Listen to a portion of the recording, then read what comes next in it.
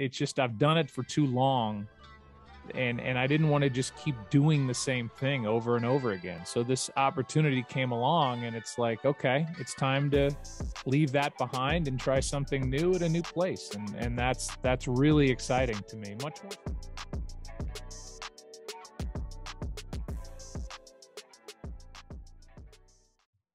Jeffrey. Joe Buck, how you doing? I'm good. How are you? I'm great. I love the setup you got going on. Oh, thank you. Yeah, this is my new little studio. If you could see behind, ESPN just put in a whole, I mean, I could shoot Avatar in here, it looks like. So I've got the real setup now. It's even better than what you can see. Okay. So it's going to be like that quality for daddy issues coming up? Yeah. I don't know. I hope I hope I can start using some of this. I have to get a tutorial, and because I'm 53, I won't understand how any of it works. So give me a couple months, but hey, this is good for now. Just going through what you've done in your broadcasting career. I mean, World Series is years after years after years, Super Bowls, All-Star Games. And I saw you had a conversation with President Obama. You've done golf before, and now you're at ESPN calling Monday Night Football games. And I'm just wondering, is this the culmination for you? Is this the last hurrah in your broadcasting career? I kind of think so. I mean, it's weird to say that because I still, you'll see as you get older, you still think of yourself as the young guy. I still think of myself as the young kid getting a chance to do these big games. And I'm not. I mean, I've been doing it for a long time now, and I'm 53, and I've got 4-year-old twin boys, and I've got girls in their 20s, and one's on her way to marriage and an acting career. The other one's graduating from USC this week. And, I've got them literally up and out of the house and out of the nest. And I've got 2 that are very much in it. And I don't think that I want to do anything else. I want to be around for them. And I missed a lot of stuff with my girls. My dad missed a lot of stuff with me. And there was no bitterness. That just the way that it was. But I feel like this is a chance to kind of reset my schedule and not be as crazy as when I met you on a Thursday night. And I was doing Thursday, Sunday, then October doing ALCS or NLCS and World Series and going all over the place. And it's just, I've done it for too long. And I didn't want to just keep doing the same thing over and over again. So this opportunity came along, and it's like, okay, it's time to leave that behind and try something new at a new place. And that's really exciting to me, much more so than I thought it would be. I can't wait to go. So Joe, I want to go back a little bit, and I want to show you this picture, and I want you to kind of explain, what this person was like when he was younger. Joey Buck at age 5. Joe, tell me a little bit about what that kid was like.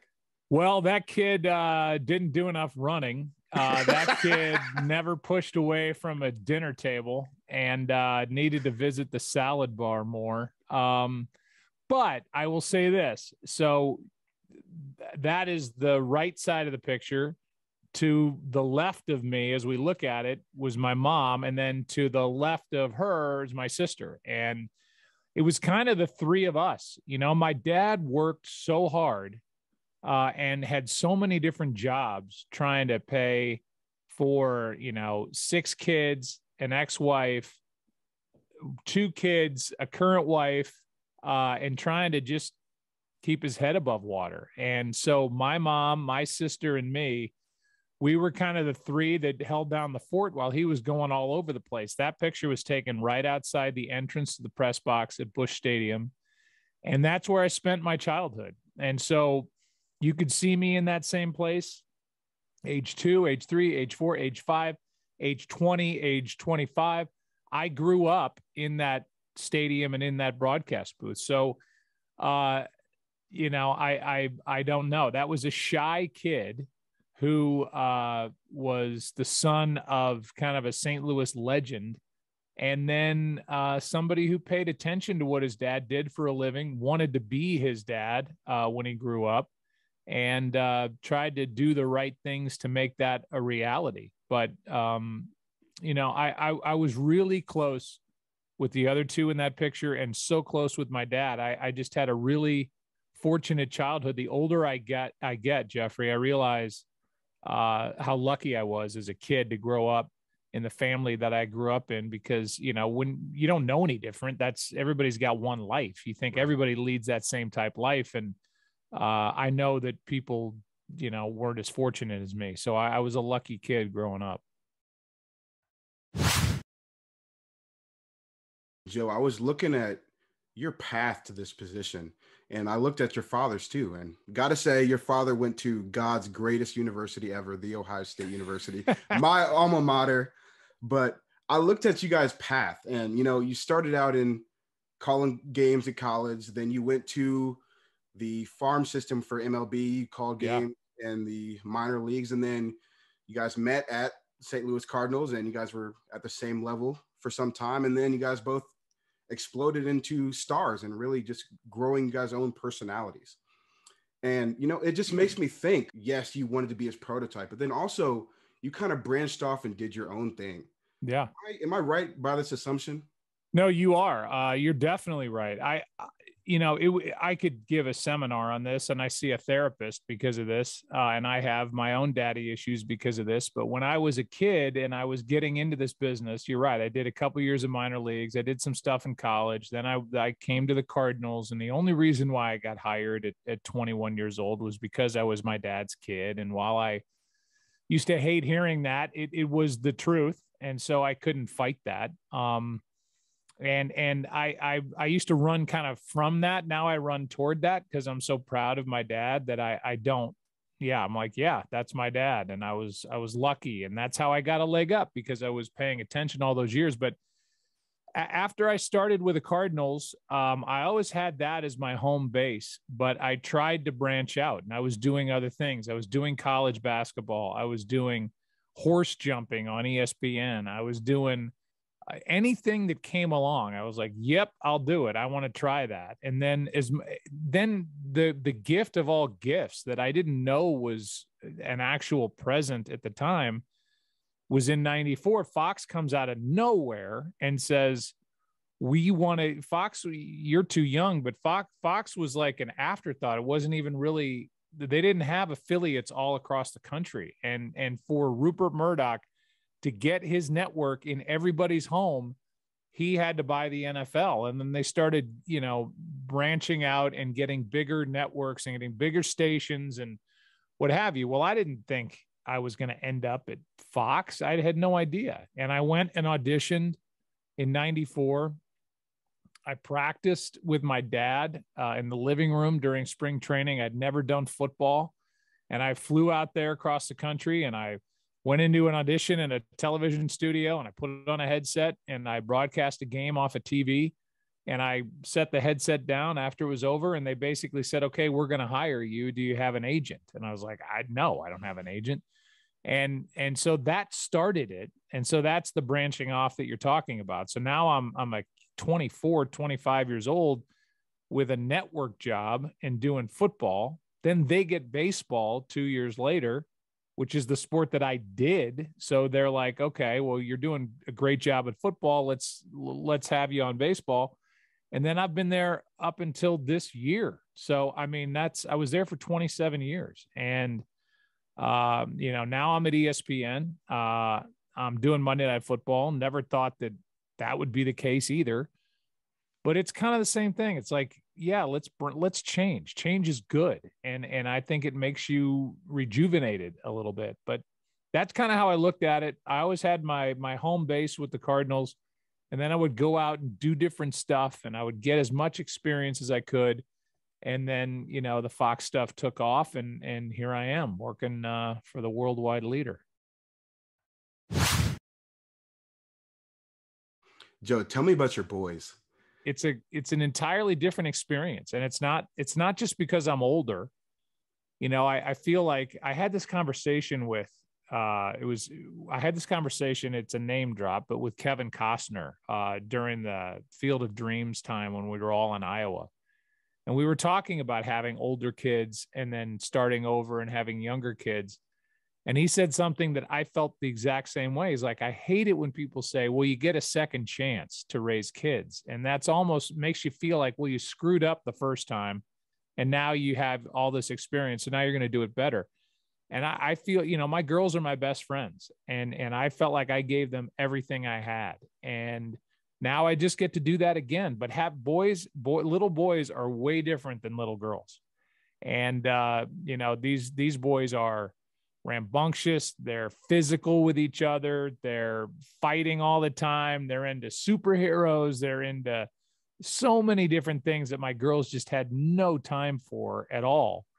But raising kids, whether they're boys, girls, whatever, it doesn't matter. Whatever you put in is what you get out. And I've tried to give these boys everything that I can. They're so different from each other. One's big, thick kid that, is really sensitive. The other one's kind of more slight, smallish, and he's like going to be the life of every party that he's in. And he wants to sing in front of people, and he wants to, and just now as a middle-aged guy, to be able to fan those flames of some little person trying to find what it is they want to do. I'm excited for that as they get older, but they're a joy. They're funny. They bring smiles to our faces, and I'm just trying to keep them safe in a crazy world right now. I love that. Joe, you're such a great dad, man. I can already tell. Well, I do know that if you had my girls on, they would agree with that. Now, they only know one dad, but I just, when I was traveling too much, or I felt like I just grab them and bring them with me.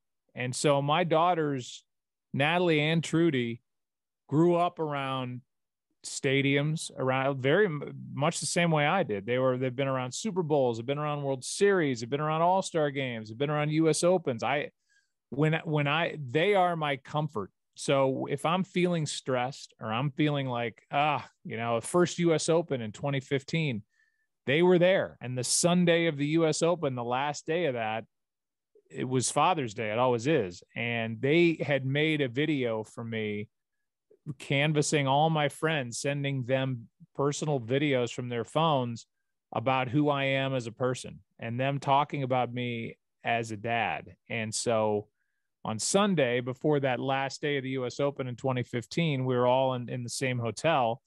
My girl said, you have to come to our room before you leave. And it was the crack of dawn. And I went down there, and my daughter put this DVD on, which is a compilation of all my friends talking about me as a dad. And I left that hotel sobbing. I mean, I was, just snot everywhere, red eyes, but it was just the most beautiful thing I've ever been given. And, when you get that handed to you by two people that you've tried to give everything you can to, it has a lot of meaning. And so, that I try to be a great dad. I don't always succeed. I'm very flawed like everybody else, but I give it my best. And I think my kids know that I'm giving them the best I got. It's not always perfect, but it's the best. Yeah, absolutely. I'm curious, like, I know that your dad was a broadcaster, but besides work, did sports really bring you guys together? Completely. And it's the sports that he didn't call, like that we could sit on the couch and watch together. Like, I live in St. Louis, so St. Louis Blues hockey, or watching golf events, or, it wasn't just that. It was, for him, it was somebody who had been through World War II, any war documentary or any war movie. That's why, you celebrate shows that are on TV anymore that bring families together. I think of, it's silly to say, but America's Got Talent, or American Idol, or I was on The Masked Singer this year, and it's just silly programming and kind of fun stuff. But if you can just share that as a family, but I had all those sports moments watching the Kentucky Derby with my dad, who was a horse racing, fanatic, watching NBA games, watching college games. It was all the stuff that he didn't call, because he was out every night doing Cardinal baseball.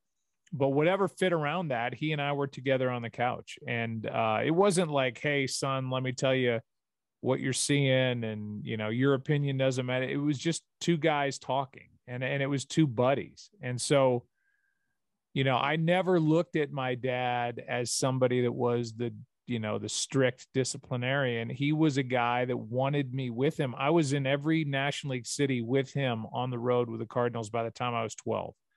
I'd go to Los Angeles, San Diego, Cincinnati, Pittsburgh, you know, Houston, all these different cities, New York.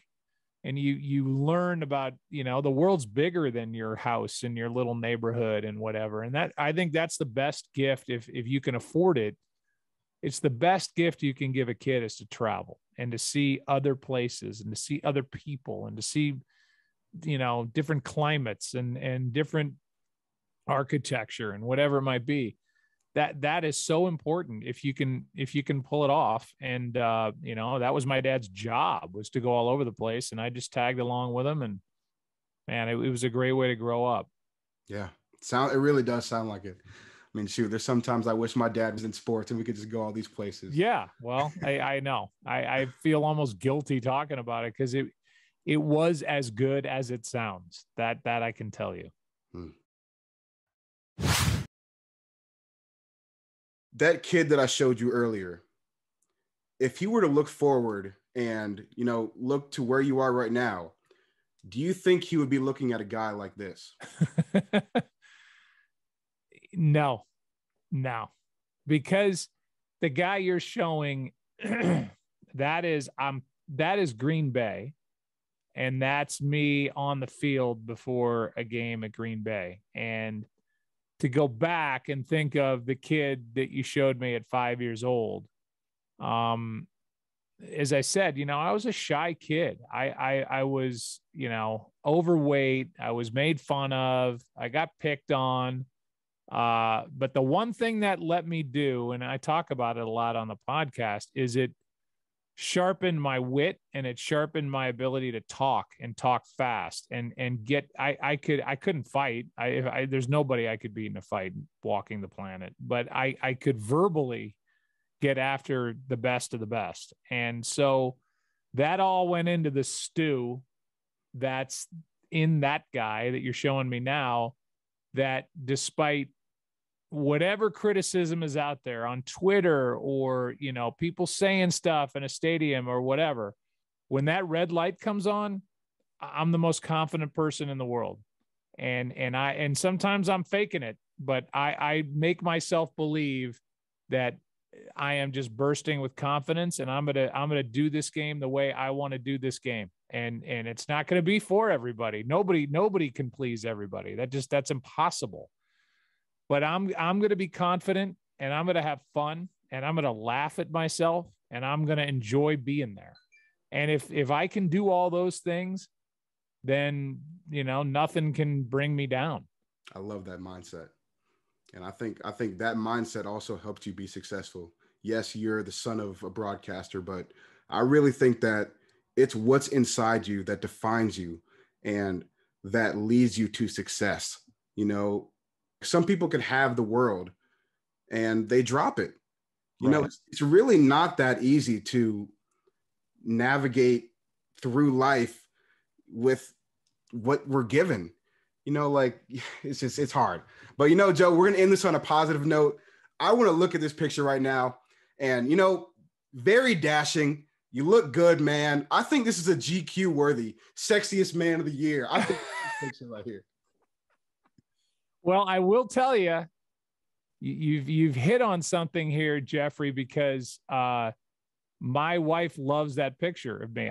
That's one of those where you walk on the field and, you know, there's a million cameras down there. I don't know who owns that picture. I don't know who took that picture. I don't know, but it like came out in the New York Post when I switched over to ESPN, and my wife was like, we got to get this picture. I love this picture of you. So it's funny that you found that this is the one that you picked, because this is my wife's favorite. So you're one for one here. Hey, man, I know social media. I know all this stuff, Joe. This is my generation. I got it. And I'm proud of you. As I told you, you know, when you sent me clips of your podcast in the past, you're good. You're good at what you do. you coming in the booth and talking to me that night in Cincinnati. I hope we do it again. I hope I'm back there. I'm certain I will be for Monday Night Football this year, but keep doing what you're doing because it's great. And I think you shine lights on really cool topics, and I'll do this anytime. So thank you for having me. Thank you, Joe. I appreciate those kind words, man.